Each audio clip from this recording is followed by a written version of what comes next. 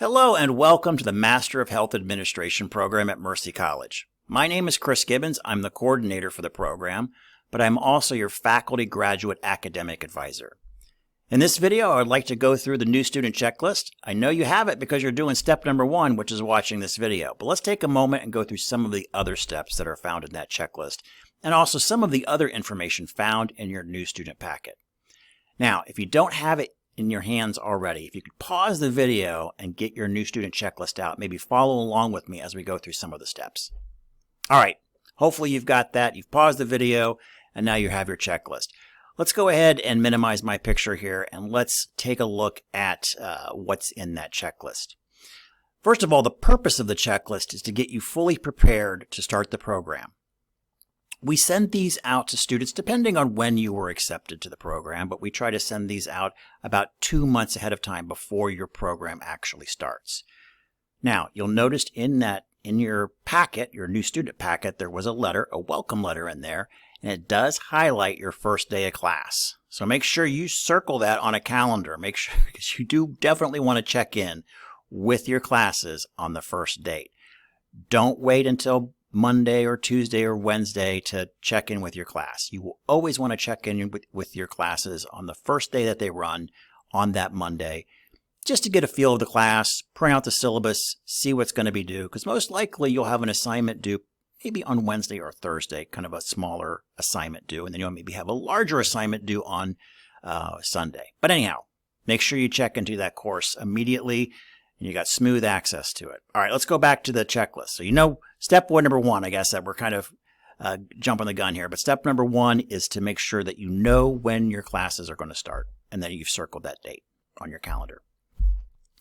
Okay, now going back to the checklist, this will get you ready to start that class on the very first day. And you'll want to go through all these steps and ideally have these all done before your first day of class. So let's take a look at some of those. Well, the first one is to watch this welcome video. So you're clearly doing that one. Check. You can mark that off. Now let's take a look at some of the other items that you'll be doing. One of them is to set up your EmpowerMe account. Most likely students do this very early on in their enrollment process, but if you haven't done it, definitely do it now.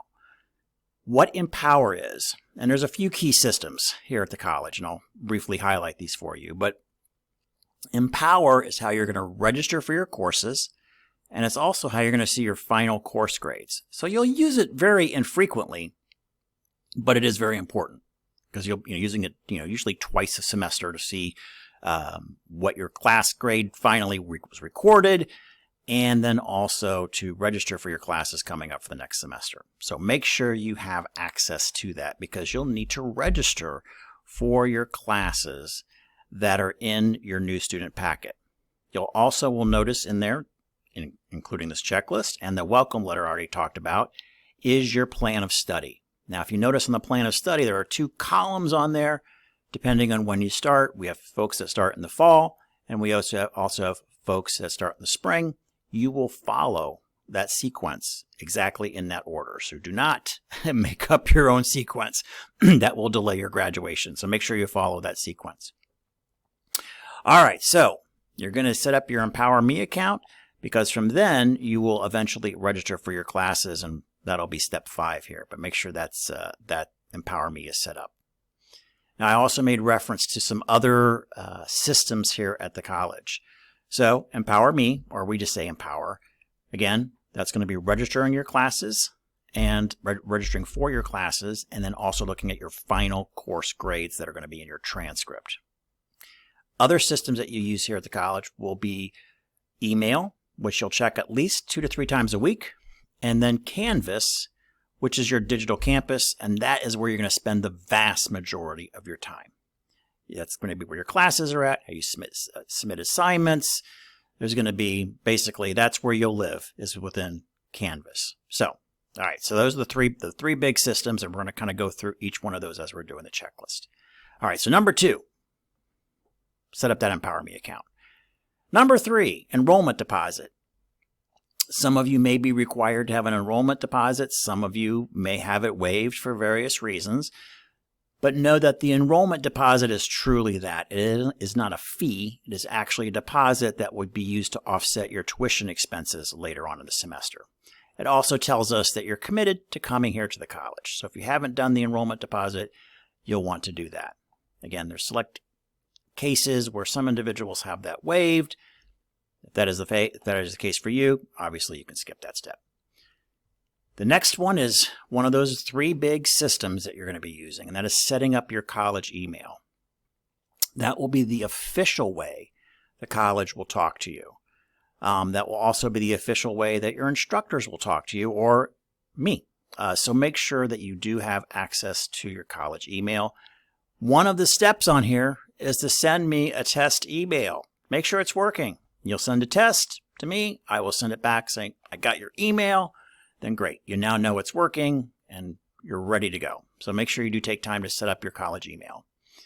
Now, for a lot of these steps, if you do have an issue, let's say with email, you'll notice that there is an area on the bottom of kind of each section if you need help. So I'm not an IT person. I can't get into the email system to help you out. But if it's not working for you, you'll reach out to our IT support located there at the bottom. All right, here comes the exciting part, registering for your courses. Now, in that previous step where you got Empower set up, you now know that's working. So now you'll be able to register for your courses. And you'll have that plan of study, and you'll register for your first 2 courses. In many cases, some of you, depending on when you start, sometimes you register for 2 semesters, but most of you will be registering just for the upcoming semester that you'll be starting for the program. And you'll use that plan of study to see what classes that you need. Now, right now, as I shoot this video, everybody is taking HCA 510 and 550 in their first starting semester, independent of what semester that you start, whether it's in the fall or in the spring. But refer to that plan of study that's in your new student packet. Again, follow it in sequence and don't choose random courses because that will delay your graduation. Okay, the next thing is that last system that you'll be using, and you'll be spending most of your time there, and that's in Canvas. So make sure you can log on to Canvas. You can get into it, get into that system, and that is where you'll see your actual courses will appear on the first day of class. Do not be alarmed if they're not in there when you log on, but they definitely should be there on the Monday of the semester that you're starting. If they're not there, then that is when you reach out to myself or to IT. In that case, I'd probably reach out to me to make sure that you're registered correctly, and then we can work with other folks if necessary, if there's an IT or technical issue. But Canvas is critical.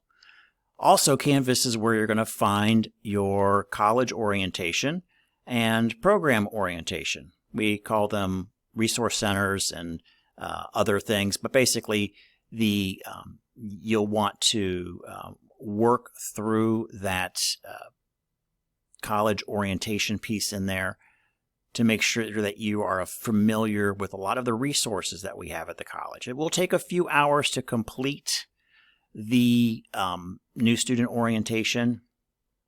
Many students will break that up over a few days. No need to sit there and do it over in one sitting, though some people do. But I would recommend you break it up over a few days. But I do recommend that you do kind of go through there, and especially for the college resources that are available to you, and making sure that you understand what those are. You never know when you might need a resource. And then we also have the MHA program orientation piece in there. So again, follow all the instructions here, and that will get you set with both of those orientations. Ordering textbooks. Now, the college, we have our own college bookstore that we've contracted with. It's a third-party provider. They're very good with service. They seem to have a wider range of products, including ebooks. I often get questions, do I have to have an ebook? No. Actually, our default is physical books, but some students do prefer the ebook. But not all classes will have an ebook availability, but they'll all be our default, which is physical books. So you can go on here and order your books. Do not wait to order your books. You definitely want to have your books in your hand by the first day of class. The reason for that is our classes are, as you probably have figured out, are short. They're only 7 weeks long. They go very fast. There is no real downtime in these classes. You'll have reading assignments on week 1. So you do want to make sure that you have your textbook in hand by the time the semester starts. Now, if you look at the schedules, you'll notice that you're never taking 2 classes at the same time. You take a class in the first 7 weeks, and then there's usually a week break in between, and then you have your second class of the semester in the last 7 weeks of the semester. So you don't necessarily have to have the textbooks on the first day of the semester for your second class, but it might be just more convenient to order them both at the same time. But again, up to you, as long as you make sure you have that book in your hand by the time your class is going to be starting. And you'll know all of your start dates will be when you register for your classes. You'll notice you can see what those start dates are for each one. So you can circle it and know that, okay, my class is going to start on this date, and my second class for the second half of the semester will start on this date. Again, make sure you know those start dates and you have your textbook in hand. One of the questions I frequently get is, do I have to order textbooks from eCampus? And that's the name of the company we use. No, you don't. You can order them. It's completely up to you who you want to order your textbooks from. I recommend using a reputable bookseller, though. I would not recommend eBay. Having done this for 15 years, students seem to get burned all the time on eBay textbooks, especially not getting them in time. So again, use your major booksellers, Amazon, half.com, etc. Those should be fine as long as you're able to get that book in time. Now, why would you use a different bookstore? Well, maybe they have a better deal. You can be a shopper. If you're looking to maximize your tuition, investment, and you want to lower that as much as possible, you may want to be looking at the best bookseller. Now, some individuals, because of their maybe you have a student loan package and there's a voucher included with that, or maybe you have tuition reimbursement. These are all kind of unique cases. And then there's also a voucher connected to that to use with eCampus. Then you're kind of tied in to eCampus for that. Again, those are specific use cases, and you should already know that through your financial aid department if you're in that particular category. But I will say this, for the most part, eCampuses, their prices are fair and competitive, though you might be able to save a few bucks at places like Amazon. But so far, we've been very pleased with their service, and I've heard actually 0 complaints from students since we switched over to them about 3 years ago. All right, next step, moving on, financial aid and tuition reimbursement. So again, if you haven't already contacted the financial aid department and you're potentially using student loans of some sort, you definitely want to contact them now. That is something you do not want to wait until the first week of class or even 2 or 3 weeks before class. You want to make sure that you have contacted them, especially if we have to do something called the FAFSA. You want to have that done as early as possible to determine your financial aid eligibility and what you're going to be eligible for. If you are work for an employer and you're lucky enough that employer offers tuition reimbursement, most employers have some sort of approval process where they want to know what you're taking and where you're taking it. Now, for the most part, I've never heard of any issues about a healthcare employer, and almost all of our students work in healthcare, a healthcare employer not supporting a student getting an MHA degree. Actually, I've never heard of that. If they offer tuition reimbursement, they reimburse for that program. They typically do not reimburse for programs that do not align with their mission. So if you wanted to get a degree in agriculture, they probably would not approve that. But we've never heard of any issues with students. But with that being said, employers have their own, I guess, hoops that you need to jump through. So I would recommend contacting them early and seeing if there is tuition reimbursement, what kind of application processes there may be, and get that started very quickly. Yeah, you want to make sure you have all of that locked down. I have heard of cases where students have waited, and because they didn't go through the proper procedures, they waited until a week or two after classes have already started to reach out to their employer, and their employer denied reimbursement for that first semester. They were okay in the second semester, but they have to be given fair warning and approval. So again, make sure you do that and contact your HR and see what's available to you. And then the last step on here is step number 9, is talking to me. So you'll use that link that's provided there and schedule a time for us to check in. It doesn't typically need to last very long, but I'd just like to see if you have any questions as you're getting ready to start the program.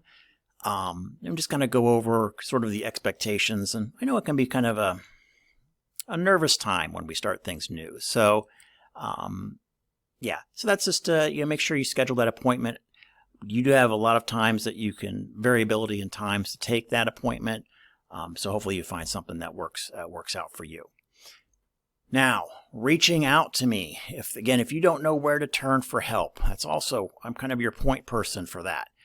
You'll find my information is kind of all over that new student packet. So make sure you mark that down. Best way to get a hold of me is through email and also text messaging.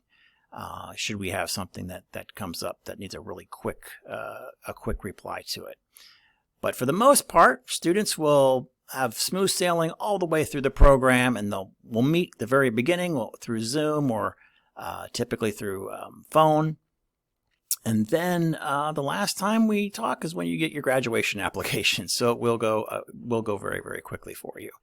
But definitely schedule that appointment with me, and then we'll talk soon. All right. Again, I just wanted to welcome everybody to the program. Thank you for choosing Mercy College. And again, if anything comes up as you're working through the checklist, don't hesitate to reach out. Thanks.